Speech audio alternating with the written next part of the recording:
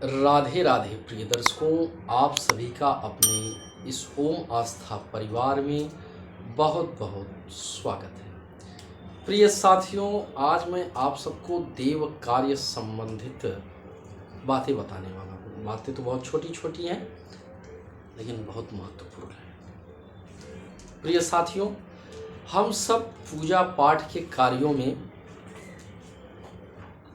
चांदी के बर्तनों का प्रयोग करते हैं, लेकिन पूजा पाठ के देव कार्य में चांदी के बर्तनों का प्रयोग नहीं करना चाहिए। उसका कारण है कि चांदी के बर्तन जो होते हैं वो पितरों के लिए प्रिय होते हैं, देवताओं के लिए चांदी के बर्तन प्रिय नहीं होते हैं।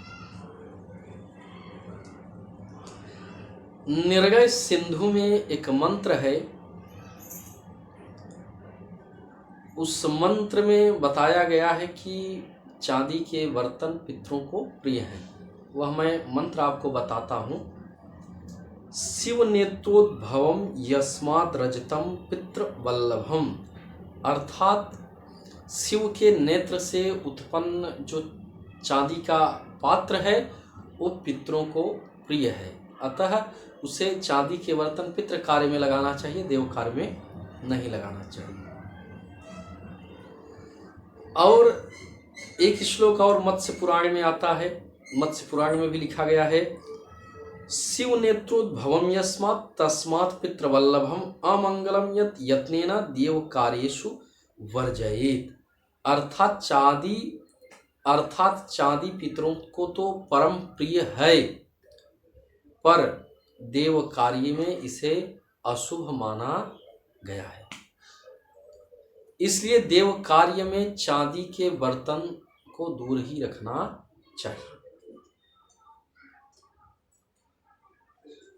हम सब भगवान की पूजा करते हैं, और भगवान की जब पूजा करते हैं धूप जलाते हैं, दीप जलाते हैं, उसके बाद नैवेद्य लगाते हैं।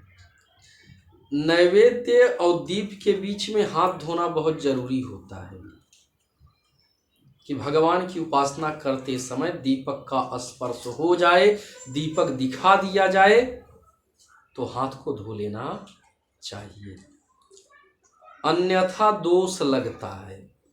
यह मैं नहीं कह रहा हूं, वराह पुराण में एक मंत्र है, वह मंत्र कह रहा है कि क्यों हाथ धोना चाहिए। मंत्र इस प्रकार है, दीपम स्पृष्ट्वा तु यो देवीमं कर्माणि कार्येत तस्या पराध्वाद्वे भूमे पापम पापनोति मानवः। अर्थात दीपक को जमीन पे भी नहीं रखना चाहिए और दीपक का स्पर्श हो जाने पर हाथ को धो लेना चाहिए। हम सब अपने घर में शालिग्राम भगवान, शंख और तुलसी को रखते हैं। जो नहीं रखते हो रखना शुरू कर दें, बहुत ही लाभ है। कहते हैं शालिग्राम, तुलसी और शंख, इन तीनों को एक साथ रखने से भगवान की बहुत कृपा होती है। शालिग्राम तथा शंख पर रखी हुई तुलसी, जो हम शालिग्राम और तुलसी शालिग्राम या शंख पर चढ़ा देते हैं, उसे हटाना नहीं चाहिए। कब हटाना चाहिए?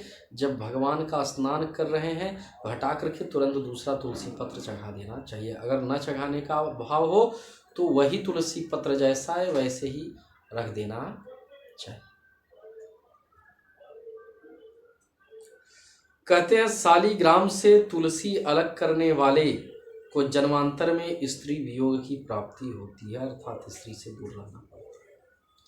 इसलिए शालिग्राम भगवान पर रखी तुलसी को कदापि भी भगवान के पास से हटाना नहीं चाहिए। आप हटा रहे हो तो तुरंत दूसरा तुलसी पत्र वहां पे चढ़ा देना चाहिए।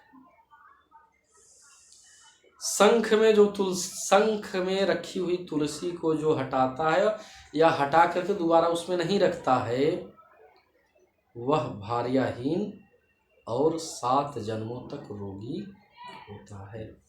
अतः शंख और शालिग्राम पे अगर तुलसी पत्र रखा हुआ हो तो उसे हटाना नहीं चाहिए।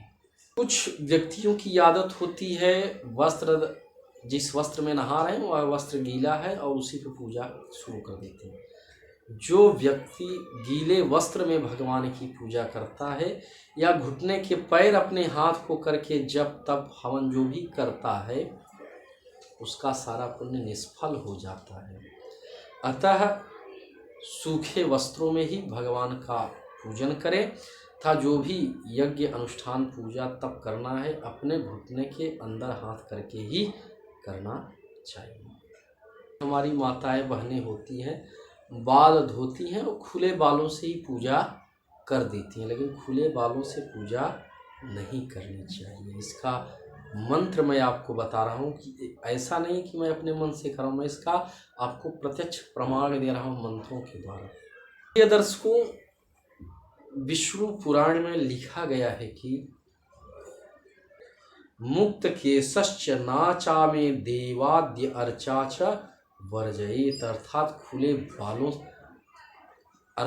खुले बालों से भगवान की पूजा और आचमनी नहीं करनी चाहिए।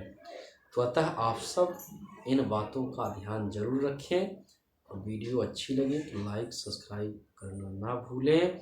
धन्यवाद। राधे राधे। जो भी कुछ मन में प्रश्न है आप कमेंट करें, मैं प्रयास करूंगा कि उस विषय पर वीडियो बनाऊंगा।